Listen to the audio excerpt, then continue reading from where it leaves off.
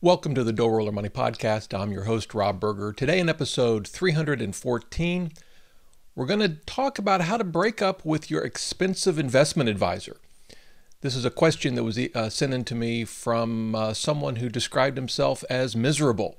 So we're going to answer Mr. Miserable's question. Before we get to it, wanted to circle back to the last episode. We talked about HSAs, health savings accounts. Got a lot of great emails. Some with some clarifications. Yeah. The first one, and actually several sent this in, but I think the first one that came in was from our good friend Dan, who actually hadn't emailed me in, I bet it's been over a year. Anyway, he pointed out that you can transfer your money that's in an HSA that's with your employer to a different HSA while you're still employed, while you're still working at that job. Now, I confess, I didn't actually go out and confirm this, but I got that email from a lot of other people, so I'm going to assume it's correct, although you should, of course, confirm that, which you would have to do if you tried to transfer it out anyway, right?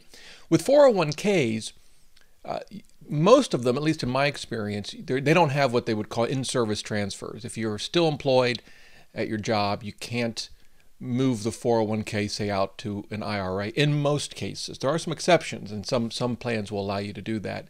At least all of the ones I've participated in, you can't. But apparently with HSAs, it's more common.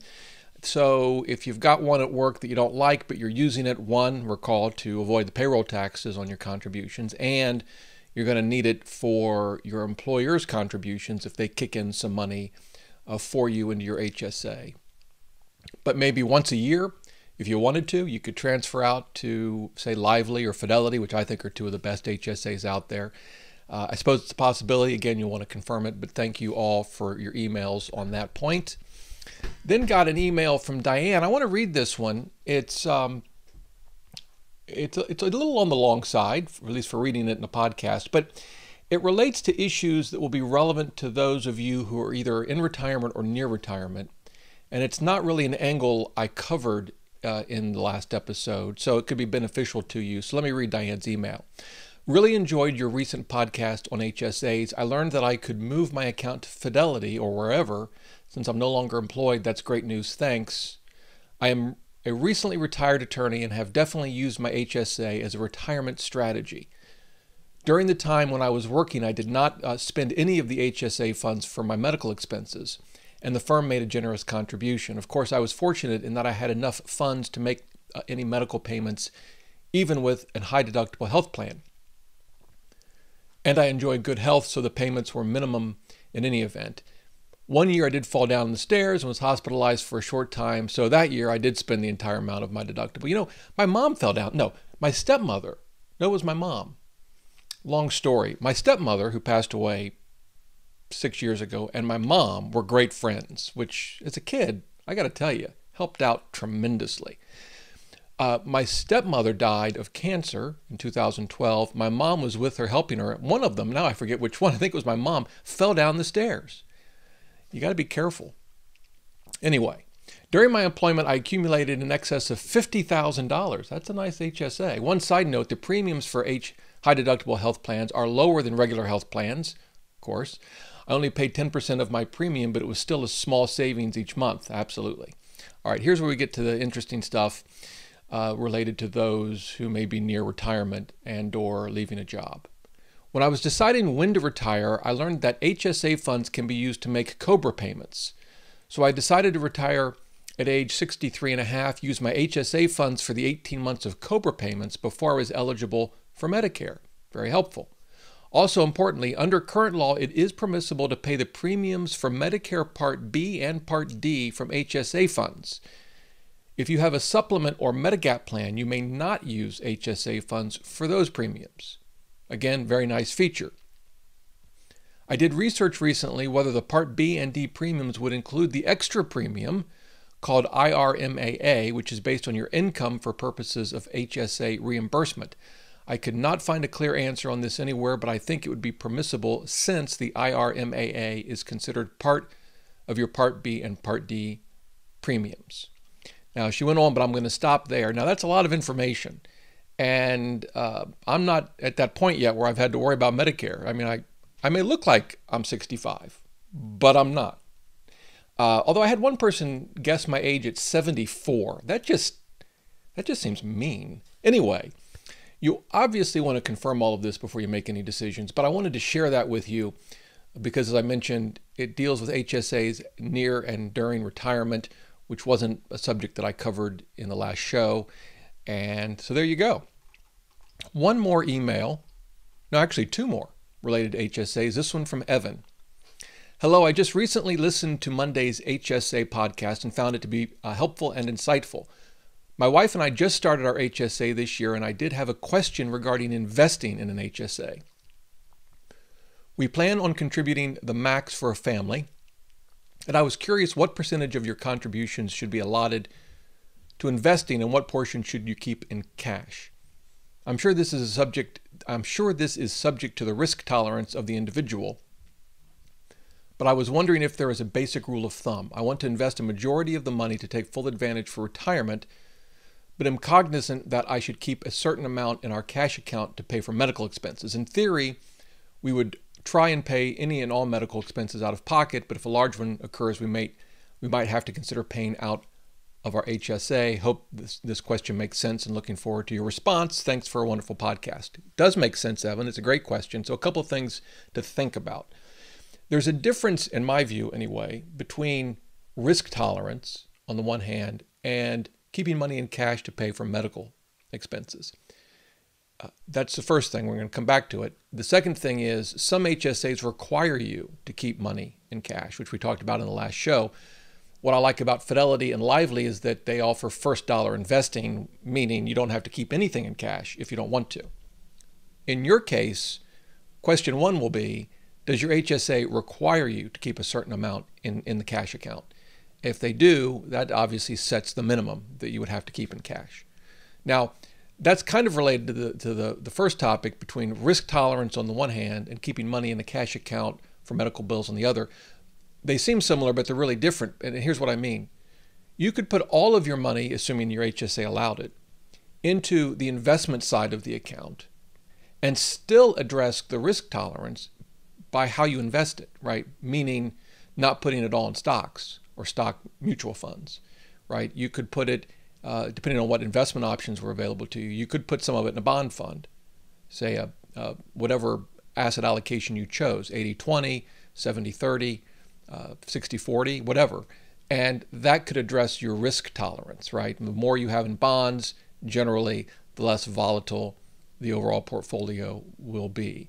That's different than I want to keep some in cash because I may need to spend some of the money to offset, say, a large unexpected health bill. Now, keep in mind, just because it's in the investment side, you can always bring it back in to the cash side.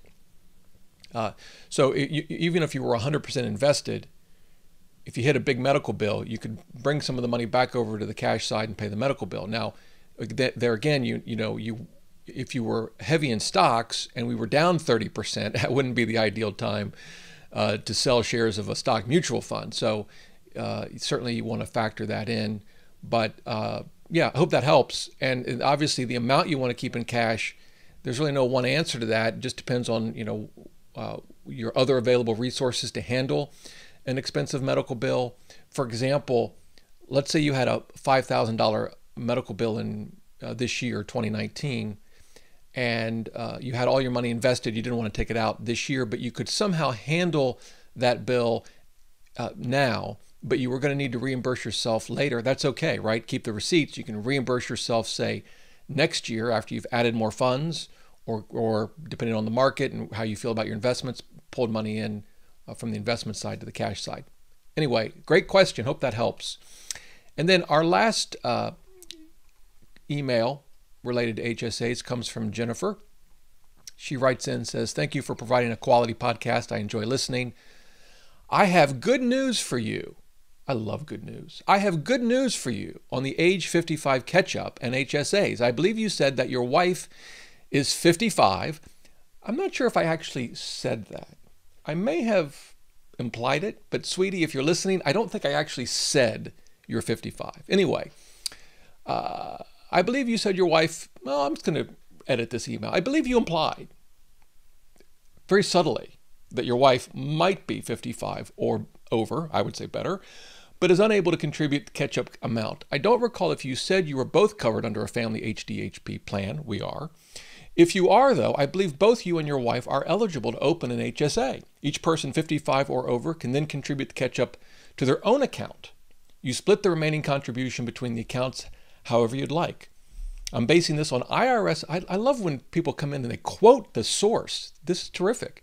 I'm basing this on IRS publication 969, the section on rules for married people. Corrections welcome if you think I'm misreading it. Well, I haven't gone and looked at IRS publication 969, I confess. But I did email our HR person, and they confirmed what you said. So the HSA that I have through my job, of course, is in my name. My wife cannot contribute her $1,000 catch-up contribution to my HSA account, and I can't contribute the $1,000 HSA contribution because I'm not 55, even though I may look it. But as Jennifer points out, my wife could open up her own HSA account and contribute the $1,000 catch-up. And then as to it doesn't increase our contribution limit. It's still a family contribution limit for the HSA. We can then, though, as she pointed out, decide how we want to divide that. In our case, it would all go into mine because we want to avoid payroll taxes. So excellent point, Jennifer. Appreciate it. And indeed, I'm going to open up, I guess, help my wife open up. I do all the investing, so I'll probably just open it up. A Fidelity, in our case, Fidelity HSA in her name, tossed in $1,000 this year. You know, it's great to have you guys sending me emails to correct and or supplement these podcasts because it's how we all learn. All right. Now we're moving on to the topic of the day, and it comes from a listener named Mark, and I thought it was one of my favorite, this is one of my all-time favorite emails that I've received since doing this podcast. And it's an important topic, and so we're going to cover it today. And I'm going to cover it in what I think is a somewhat unique way. We'll see. Mark writes in, I'm a new follower, and I just finished listening to all your podcasts, and I have to say that I am now miserable. And he writes that in all caps with an exclamation point. Have you heard of, quote, ignorance is bliss? I'm currently with a financial advising firm that is charging us 1.5 to 1.75% to manage our taxable account, and we were planning upon retirement to roll over $1.7 million to them for management until I listened to DR 178. By the way, I have no idea what DR 178 is about, but I'm going to guess it's about fees. Did I say I'm miserable? We have been working with this firm for 25 years. They have been great with the financial planning and the support given us in every financial decision made along the way. We have reached our retirement goals. Oh, did I tell you that the fee calculation on personal capital is killing me? Is killing me is all caps. We need a big financial hug, my friend. Any advice on dealing with the pain of breaking up with a great financial firm that charges too much? Sincerely miserable. So let me address a couple of things. First of all, I'm curious how they're charging you 1.5 to 1.75%. Like, I'm not sure how that works. For our purposes, I'm going to give them the benefit of the doubt. We're just going to assume 1.5%. Secondly, when he talks about the fee calculation on personal capital is killing them, I assume what he means is, for those of you that use personal capital know this, maybe some of you haven't, they offer a free financial dashboard. You connect all your accounts and both investing and others, credit card accounts and checking bank accounts. You connect them all, but on the investing side, it will show you your asset allocation. It will also show you your fees and how that will impact your wealth over long periods of time. So what Mr. Miserable has done is, I assume, gone into personal capital, connected all his accounts, looked at the fees, looked at the projection, and he started crying, which is what I would do if I were paying 1.5%. So what advice can we give Mr. Miserable? Now, I could just say, yeah, 1.5% is highway robbery. I don't care how good their planning advice is. That's absolutely absurd. Go ahead and just leave them. All right, thanks. Have a good week. The best thing money can buy is financial freedom, and I'm out of here. I don't think that's all that helpful. So I'm going to kind of dive into it in a different way. First of all, I think we can all agree that 1.5% for someone to stick your money in a few mutual funds is ridiculous, is absurd. Right? No question about that. And why is it though? I mean, if you think about, he said he was going to roll over 1.7 into some taxable money that he had. So I don't know what his total is. Let's just assume his total is $2 million. 1.5% is what? 30 grand a year? That's a big honking number. I mean, that's just insane, right? But what if you're just starting out? You know, you put a couple $100 in, someone's managed it for you for 1.5%. You know, 1.5% of $1,000 per year, it's not a big number. And when we talk about smaller percentages, say paying someone 50 basis points, that's much smaller, or even Vanguard's 30 basis points. How will that affect your wealth over 30, 40, 50 years? We toss it into a spreadsheet, we look at future values, and we see a ginormous difference in the outcomes. If we assume, say, a 9% return, whatever, 8% return, but then we subtract 30 basis points for an advisory fee, and then we let that run over 30 or 40 years, and you're talking hundreds of thousands of dollars. Why is that? Well, the answer, of course, is because when we pull money out of our investment accounts, we lose the compounding, right? It's not those first few small dollars we take out in fees when we're just starting out, or maybe even when we're 10 years in. I mean, it's maybe not $30,000 like Mr. Miserable is paying or would pay. But you know, it's this compounding effect. And the reason I point that out, and some of you are saying, yeah, Rob, we got that. That's kind of obvious. The point is this: there's nothing unique about investment advisory fees as compared to anything else we spend money on, right? If we don't spend that money and we invest it, it's going to get compounded. And over 40 years, it's going to be a ginormous number. So in that sense, we shouldn't think of investment advisory fees any differently than we think of anything else we spend money on.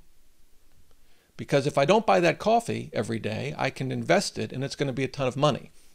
I'm recording this podcast a day after Chase Bank got into a whole situation because in their Twitter account, they suggested that maybe you should forego the coffee and forego the taxi ride that's to a destination that's 3 blocks away and walk. In other words, they were suggesting, and this is going to sound crazy, that we be responsible with how we spend our money. Well, the Twitterverse wouldn't have that. And so just a hot mess broke out. And I mean, people were throwing in the 2008 financial crisis and the hollowing out of the middle class. And putting all the political issues aside, because I don't really care, at least not right now. I care, but not for purposes of this podcast. At the heart of it, it's about spending our money responsibly. Now, what that means for you may be different than what it means for me. That's, you know, we each make our own decisions there. But we ought to be as responsible with our resources as we can be and be accountable. Take responsibility for it, right? And that's true with advisory fees. It's true with anything we spend money on.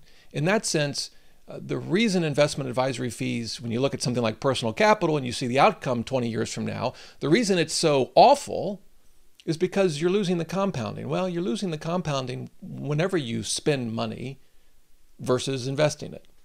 So that's just something to think about. Now, how should Mr. Miserable break up with his expensive yet supportive and long-term investment advisory firm? Well, one option might be not to, right? One option might be to sit down and have a conversation with them. Say, look, I can go to Vanguard for 30 basis points.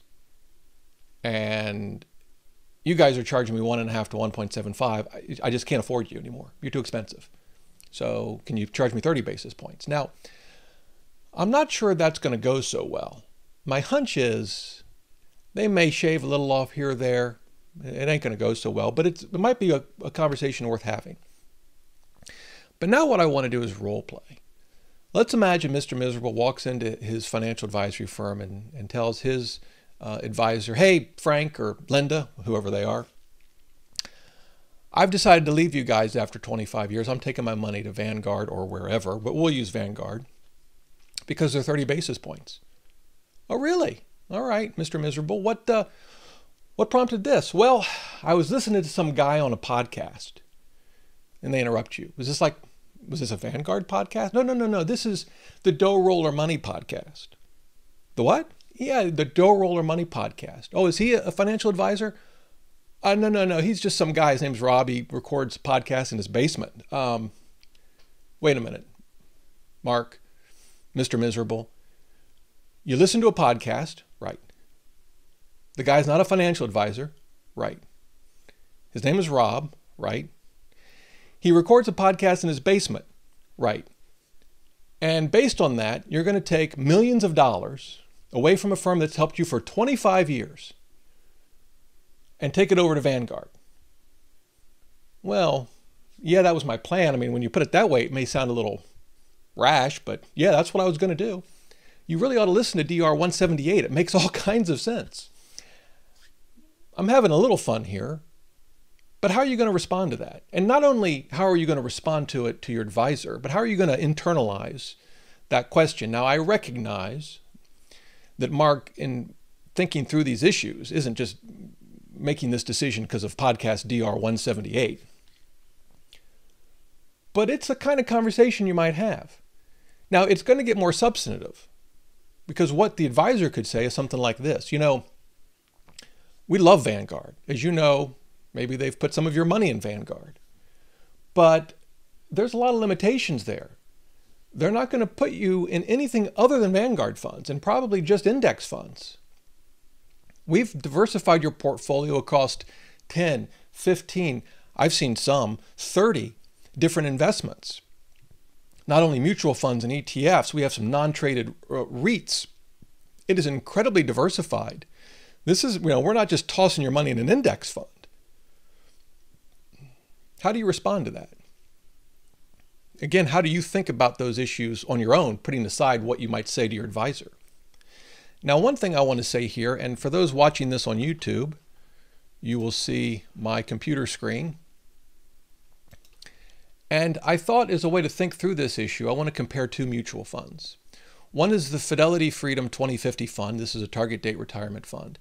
And in my mind, it looks a lot like a lot of the portfolios that I see expensive investment advisors create for their clients. And we're going to compare that to the Vanguard Target Retirement 2050 fund. So these are both designed for folks that plan to retire around the year 2050. Now, from an asset allocation perspective, they're both very similar. We can look at a summary of their portfolio in Morningstar. Looking at Fidelity's, we can see it's 50% U.S. stocks, 35% non-U.S. stocks or international. So it's about 85% stocks and the rest in cash and bonds. One side note, they have 6.83% in cash. I don't know what it is about Fidelity. It keeps a ton of money in cash in a lot of their funds, and I don't know why. In any event, it's 85-15. All right, it's a reasonable allocation, I suppose, for someone retiring, 30 years from now? If we hop over to Vanguard and we look at the Vanguard summary, it's roughly the same. It's maybe a little more tilted towards stocks. It's about, let's see, 88.5% stocks and the rest mainly in bonds, 1.5% in cash. So they're very comparable. What's this got to do with Mark's potential conversation with his investment advisor? Well, it's this. When you open up the hood of these funds and you look at the holdings, they tell two very different pictures. Fidelity's 2050 fund, of course, as you know, as a target date retirement fund, these are what you might describe as a fund of funds. It's one fund, you put your money in one fund, and then Fidelity and Vanguard take your money and spread it out over some number of other mutual funds. In the case of Fidelity, it's over 25 different funds. I mean, they've got Fidelity Series Intrinsic Opportunity, Fidelity Series International Growth, Emerging Market Opportunities, Large Cap Stock, Growth Companies, International Value, All Sector Equity, don't even know what that is, Commodity Strategy, International Small Cap Discovery, just the list goes on and on. We go over to Vanguard. I laugh as I compare these two. Vanguard has 4 funds. That's it. Total U.S. stock, total international stock, a U.S. bond fund, and an international bond fund. That's it, 4 funds. Now, the reason I believe, and I'm a cynic when it comes to expensive investment advisors, I think the reason a lot of expensive investment advisors have this kind of portfolio where they've got 10, 15, 20 different funds is because how are they going to possibly justify 1.5% expense ratio if they put you in something like Vanguard, whether they use Vanguard funds or not, but something very simple, a 3 or 4 or 5 fund portfolio, if not all index funds, primarily index funds. Why would you pay someone, in Mark's case, 30 grand a year to do that, right?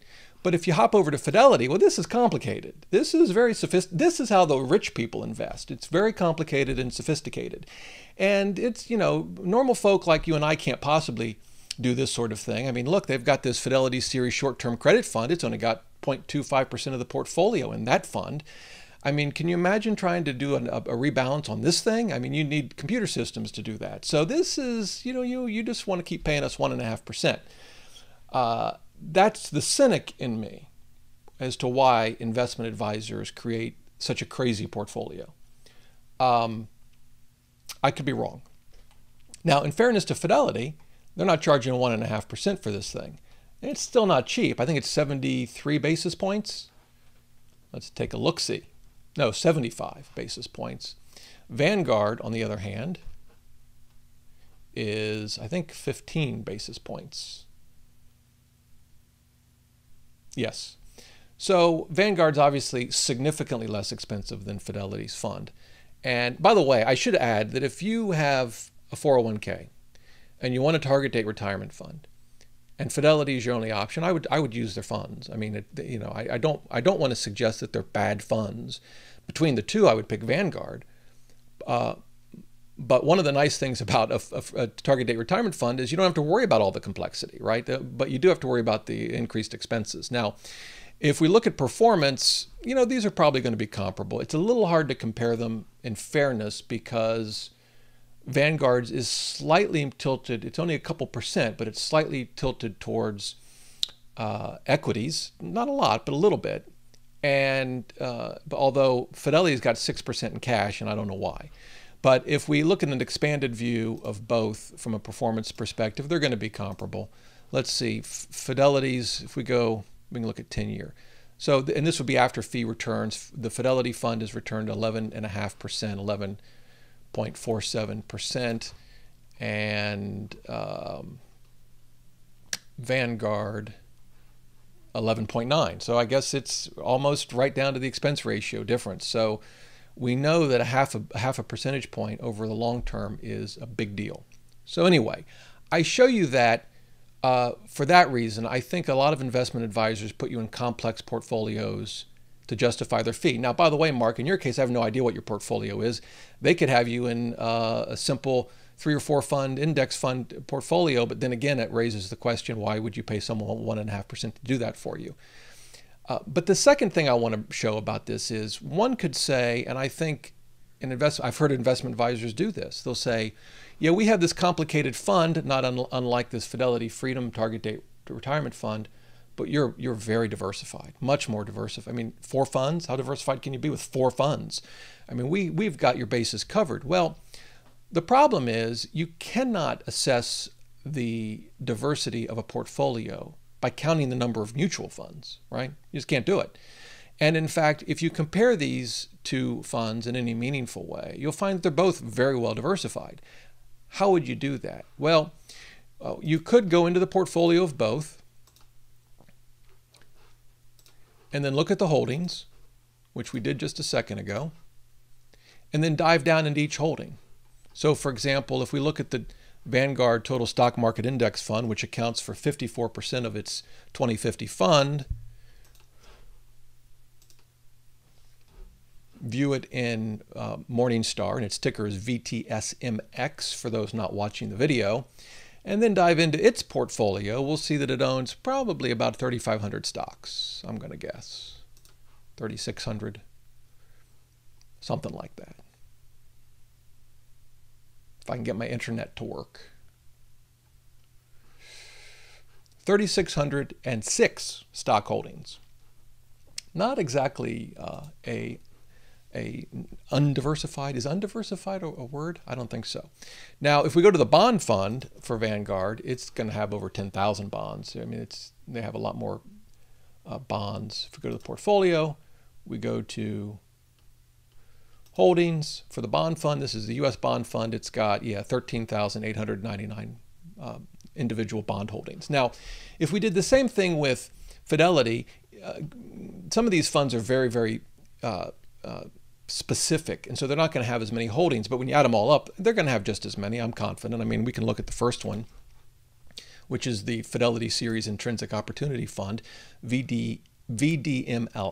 Go to Portfolio in Morningstar, then go to Holdings, and it's got 789 stock holdings. That's fewer than, say, the total stock market for Vanguard, but this is just one of over 25 funds in the Fidelity 2050 fund. The point is, more mutual funds don't necessarily mean more holdings, right? You can have, in the case of Vanguard, literally tens of thousands of different stock and bond holdings through 4 mutual funds. The other thing we can look at is the actual allocation, right? So let me get rid of a few screens on my computer. If we look at the summary, we'll start with Fidelity. Of course, we've got the overall allocation, about 85% stocks, the rest in cash and bonds. We can come and look at the size. It's basically a large cap blend fund with a slight tilt towards growth. By the way, I'm guessing Vanguard's is the same. Yep, it's a large cap blend, again, with a slight tilt towards growth. We can look at the various sectors, and they're going to have all their bases covered and probably roughly the same percentages. And the way Morningstar breaks this out is cyclical, sensitive, and defensive. Defensive being the kinds of things we buy even in a bad market, right? Sensitive, things like more volatile in a way. And they've got, example, energy and technology. I mean, we can see these things bounce up and down a lot. And cyclical, like real estate, goes in cycles, right? Anyway, you can see their percentages. This is Fidelity, Vanguard's. The percentages are different, but clearly they both have all the sectors well covered. You can look at the geographic dispersion. And so Fidelity pretty much has the world covered. 90%'s developed, a little over 10%'s emerging market. With Vanguard, it's 92% developed, 7.5% emerging. The point is, both of these funds basically have you invested in everything, right? Now, the last thing we could look at is the standard deviation, which really gives you a sense of, I'll call it risk. I'm going to put that in air quotes, risk as it's defined by the industry. I'm not as concerned about volatility, at least to a point. But we can look at that, right? So we just go to ratings and risk for each of these funds.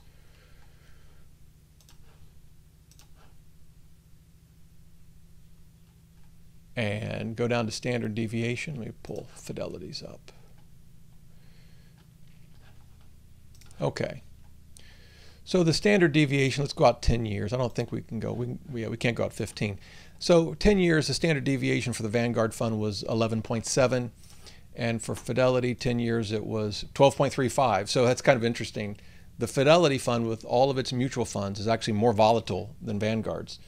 Again, I wouldn't make an investing decision based on 11.5 versus 12 in volatility or standard deviation. But the point is, more mutual funds, a more complex portfolio doesn't make it a better portfolio, doesn't make it a more diversified portfolio, doesn't make it a less risky portfolio. So how would I respond? I would respond by saying, give me my money. But if I were going to give them a more substantive response, I'd say, listen, appreciate what you've done, but the fact of the matter is, a complex portfolio doesn't make for a better portfolio, and I see no reason to invest in funds other than Vanguard. I see no advantage to it. That would be my response. Now, let's say we do that. We go in and we talk to our advisor. He tells us how complex and sophisticated the portfolio is, but we don't believe we need a complex and sophisticated portfolio. He or she says, at Vanguard or wherever you might go, they're only going to invest in Vanguard funds, and we say, yeah, we're okay with that. Or again, you may take your portfolio somewhere else and it may be a different family of funds, but if they're low cost index funds, we're fine with that. Now let's imagine you take your money out, you invest it again, we'll just assume with Vanguard. Maybe you pay their advisor fee and have them do it, 30 basis points. Now let's fast forward a year from now. And this is my, I think, biggest concern, and the thing I think those who are considering this move should think about before making a decision. Fast forward a year from now, let's imagine that the market's down in your portfolio, which is primarily maybe all index funds, heavily weighted to stocks, is down 30%. You've been with this firm for 25 years. You pull your money out. You go over to Vanguard. A year later, you're down 30%. And your advisor calls you up. Hey, Mr. Miserable, how's it going? Well, it's been a rough year. I know. You're probably down about 30%. I am. You know, if you'd stuck with us, you'd have been down 20. Yep, because we're active. We're actively managed. So we see what's going on in the market. We don't just sit there like dumb money in an index fund. We're moving, we're shaking, we're pulling out. We've got a black swan portfolio. I love when they call it the black swan portfolio. Most of them don't even know what that really means. Anyway, we got a black swan portfolio. We've got real estate in Topeka. I mean, we've got it all. And yeah, we were down. I mean, tough year. Whew. But we were only down 20%. You know, I'm sorry you left. I'd love to have you back. Now what do? How do you feel? That's really the question, right? Because active management often outperforms in a down market. Not always, but when you look at these studies that show how many actively managed mutual funds, particularly for, say, U.S. large cap, outperform the market. When the market's up, I mean, almost none of them do, not over a number of years. But when the market's a bloodbath, they do, they can. Now, the real question, though, is not which performs better in a down market, which performs better in an up market. To me, the real question is which performs better overall through all those markets over 10, 20, 30 years. In my view, the question has an easy answer. And so if I'd left an advisor and they called me up a year later and said, we were only down 20%, how'd you do? Oh, I was down 30. Oh, see, you shouldn't have left. My answer would have been, yeah, but the issue isn't how did I do this last year? I mean, that's the question you're asking right now because you like the answer, right? But you're probably not going to call me when the market's up by 30%, are you? Right? So the question I have to ask is not how I did this last year compared to how you did or compared to how anyone else did. It's how I'm going to do over 10 or 20 or 30 years. And here's the other thing, and it's related. It's fine when someone's doing a little better than you for them to reach out to you or for you to, even if they don't reach out to you. Maybe you've got a friend who's with that same advisor. Maybe the advisor never calls you, but you play golf with a friend that's still with them. And he's telling you or she's telling you, yeah, I was down by 20%. And you're like, ugh, I was down by 30, right? The real question, too, beyond long-term thinking is, are you going to be able to stick it out with an active approach to investing? Not when it's doing better, because then it's easy, but when it's not doing better. Because then you have to ask yourself, is the active management the problem? See, when you're in an index fund and you're just following the market and it's down, it's not down because the manager of the index fund made a mistake or their strategy is wrong, right? Or they made a bad investing decision. It's down because the market's down, right? I mean, index fund investing is a long-term bet on the health of an economy, right? That's what it is. And so if it's down for reasons that have nothing to do with the fund itself or the folks managing it. Because the reality is the folks managing it, there's more to it than just sitting in front of a computer terminal and watching what happens. But, you know, they're obviously not making buy and sell decisions from an investment strategy perspective. They're just tracking an index, right? But with active management, now you got to wonder, you know, did they blow it? Are we gonna catch back up, right? And I find that to be as compelling a reason to stick primarily with index funds. I'm not 100% invested in index funds, but I find that to be primarily the reason to stay with index funds is because I'm confident I can stick with that strategy in good markets and bad markets. So those are the questions that I would be asking myself if I were considering this. How am I going to Is the strategy that my advisor is pursuing something that I think truly adds value to my portfolio? I would probably think no, but it's a question you have to answer. I can't answer it for you. And they're going to try to convince you that it does, right? I mean, they must believe in it or they wouldn't follow it. So that's question one. Are you going to be comfortable if you go to Vanguard and you have them manage your portfolio, having all your money in two or three, well, it wouldn't be two, three or four or five Vanguard funds? I would. I'd be comfortable having $100 million in 4 Vanguard funds, but I'm not you.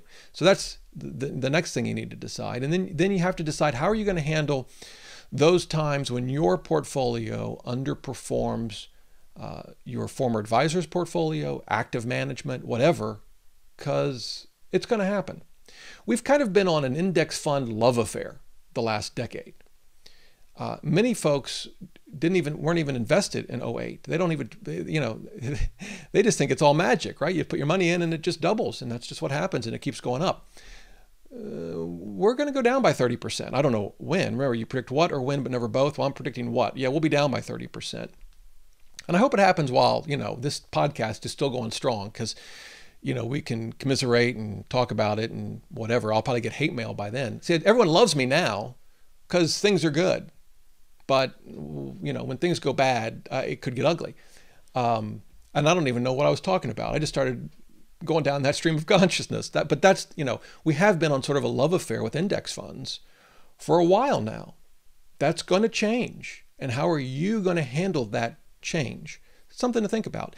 I'll give one last thought on this issue, and that is, it's not all or nothing, right? Taking Mark's example, he could keep the money he has at his firm there if he wanted to, but for the 1.7 million, move that to Vanguard. Sometimes making changes slowly has some advantages, right?